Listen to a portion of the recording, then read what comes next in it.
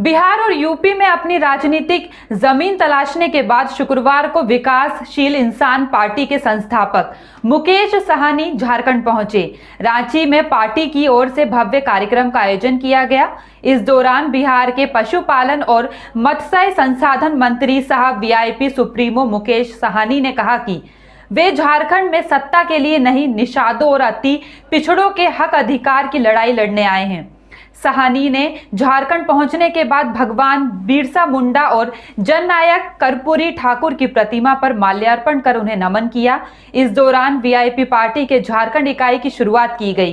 Party के कार्यालय का उद्घाटन किया गया। अपने संबोधन में मुकेश ने कहा कि बिहार से अलग होकर झारखंड राज्य निर्माण करने का मुख्य उद्देश्य था कि विकास हो सके, समाज के निचले दबे कुचलों को उनका अधिकार मिल सके, वनवासियों को विकास के पथ पर लाया जा सके। झारखंड अपने जन्म के बाद अब युवा हो गया है, लेकिन आज भी यहाँ के लोगों की वही स्थिति बनी हुई है।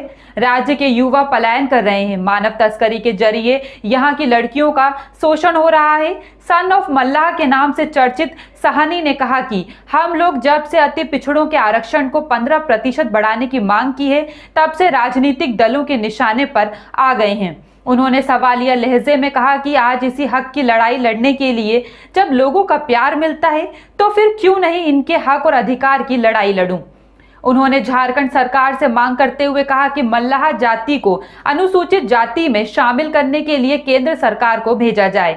उन्होंने कहा कि ऐसा ही प्रस्ताव नीतीश सरकार केंद्र के पास भेज चुकी है। वीआईपी के नेता ने कहा कि अब तक अति पिछड़ों के कल्याण के लिए नारे खूब लगे, सियासत में इनके वोटों का भी खूब इस्तेमाल किया गया, लेकिन अब समय आ गया है कि यह अधिकार मांगा नहीं जाए, बल्कि इसके लिए लड़ाई लड़ी जाए।